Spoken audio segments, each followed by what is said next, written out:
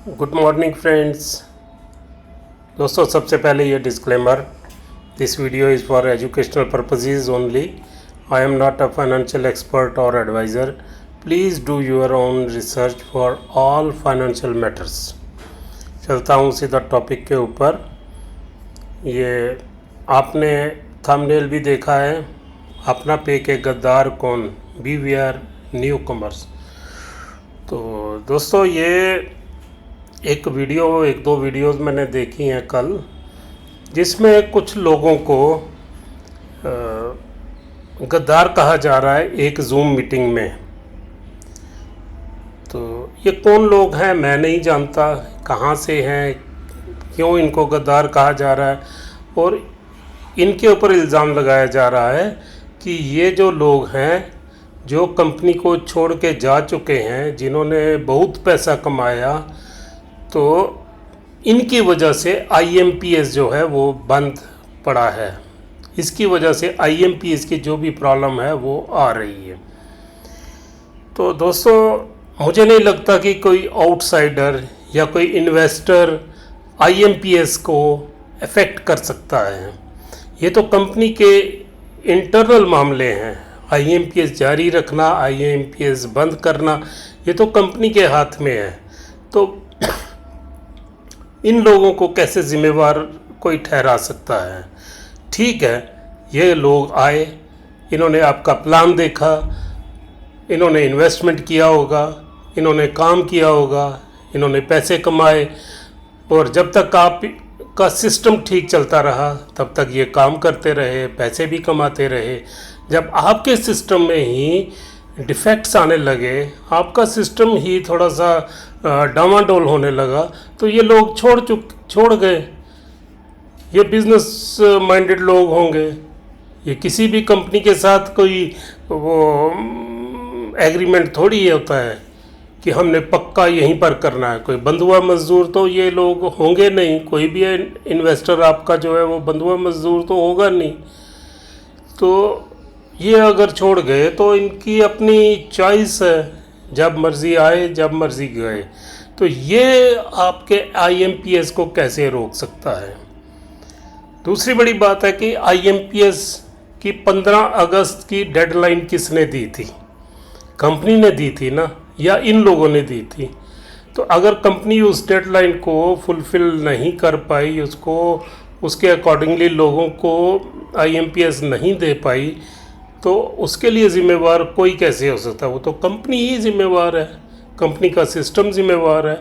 मुझे तो लगता है कि गद्दार कोई अंदर से ही है, क्योंकि अगर आपका एक सीएमडी आके प्रॉमिस कर रहा है 15 अगस्त को आपको आईएमपीएस में आपके विड्रॉवल्स मिलेंगे, तो वो नहीं अगर होते हैं मैच्योर, तो उसके लिए क्या वो लोग ज़िम्मेवार नहीं हैं जिन्होंने काम करना था?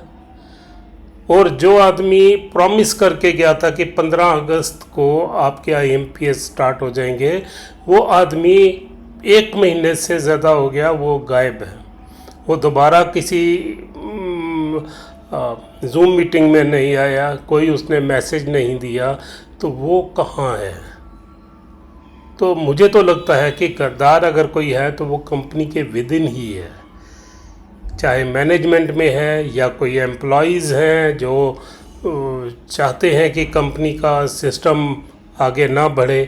तो इसलिए किसी इन्वेस्टर को जो कि छोड़ के जा चुके हैं उनको ब्लेम करना एक बेतुक्का सा मुझे लगता है। लोग आते हैं, बिजनेसमैन कंपनी में बिज़नेस के लिए आते हैं, पैसा कमाने के लिए आते हैं। पैसा जब तक उनको मिलता है वो काम करते हैं। अगर कंपनी के सिस्टम में ही गड़बड़ हो जाए तो वो क्यों टिके रहेंगे? बॉन्डेड लेबर तो होते नहीं हैं जो भी एमएलएम सिस्टम में लोग आते हैं।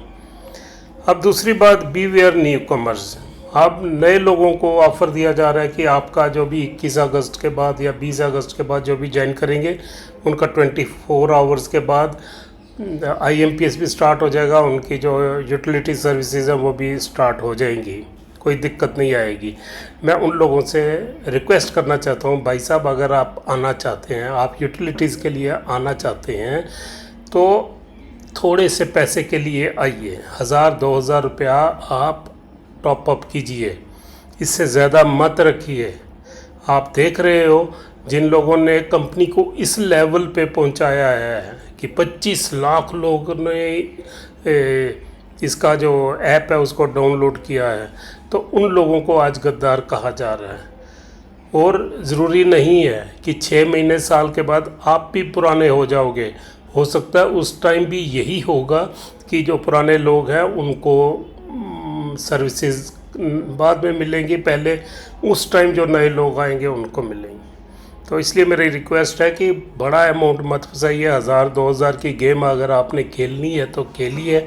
मुझे नहीं लगता कि आपको रिवार्ड पॉइंट्स और लेवल रिवार्ड पॉइंट्स भी अब आगे मिलने वाले हैं, क्योंकि अगर कंपनी ने लाइसेंस लिए हैं और अगर आरबीआई से इन्होंने अप्रूवल लिए हैं तो आरबीआई के किसी भी सिस्टम में ये पोंजी स्कीम नहीं चल सकती। तो इस करके ज़्यादा पैसा मत फंसाइए। अपना थोड़ा सा जितना आपने बिल पेमेंट्स करनी है, अगर आपके पास कोई दूसरा सोर्स बिल पेमेंट या रिचार्ज का नहीं है या स्कैन एंड पे का नहीं है, तो फिर आप इसको यूज़ कीजिए, नो प्रॉब्लम। लेकिन अमाउंट अपना थोड़ा सा लगाइए। ज़्यादा अमाउंट लगाओगे कल आपका भी अमाउंट फंस सकता है। जैसे आज लोग पुराने लोग परेशान हैं, ऐसे आपको भी परेशानी आ सकती है। ठीक है फ्रेंड, जितनी बात करनी थी तो मैंने समझा कि ये लोगों को जो गद्दार कहा जा रहा है, जो छोड़ के जा चुके हैं, ये भी कंपनी का एक मास्टर स्ट्रोक है कि अपने सिर से जिम्मेवारी हटा के दूसरे लोगों के सिर के ऊपर जिम्मेवारी डाल देना। तो इस झांसे में मत आइए, ये कंपनी की ही जिम्मेवारी है। कंपनी को लोग क्यों छोड़ के जा रहे हैं, इसके लिए भी कंपनी जिम्मेवार है। तो बाकी जो शेयर्स आ रहे हैं वो भी आप देख सुन के लीजिए। मैं कोई ज़्यादा उसके ऊपर अब बात नहीं करूँगा कि मैंने एक पहले भी वीडियो बना चुका हूँ। तो शेयर्स के बारे में भी आप थोड़ा सा सोच समझ के ही फैसला लीजिए। Thank you. मिलते हैं फिर नेक्स्ट किसी वीडियो में किसी नए टॉपिक के साथ। नमस्कार, आदाब, सत श्री अकाल।